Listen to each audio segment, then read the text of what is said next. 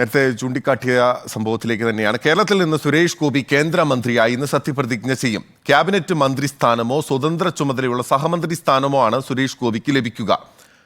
കേരളത്തിൽ നിന്ന് രണ്ടാമതൊരു മന്ത്രി ഉണ്ടാകുമോ എന്നതാണ് ഏറ്റവും ആകാംക്ഷ ഉയർത്തുന്ന കാര്യം.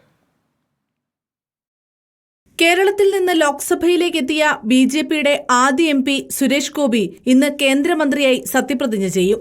വിജയിച്ചാൽ ക്യാബിനറ്റ് മന്ത്രിസ്ഥാനമാണ് തെരഞ്ഞെടുപ്പ് സമയത്ത് സുരേഷ് ഗോപിക്ക് വാഗ്ദാനം ചെയ്തിരുന്നത്.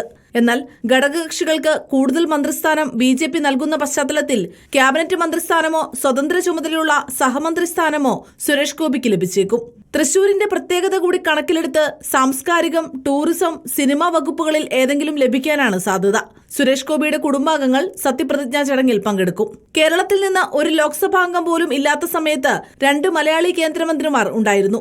ഇത്തവണ തൃശൂരിൽ വിജയിക്കുകയും വിവിധ മണ്ഡലങ്ങളിൽ മികച്ച പ്രകടനം കാഴ്ചവെക്കുകയും ചെയ്ത പശ്ചാത്തലത്തിൽ കേരളത്തിന് ഒന്നിലധികം മന്ത്രിസ്ഥാനം നൽകിയാലും അത്ഭുതപ്പെടേണ്ടതില്ല.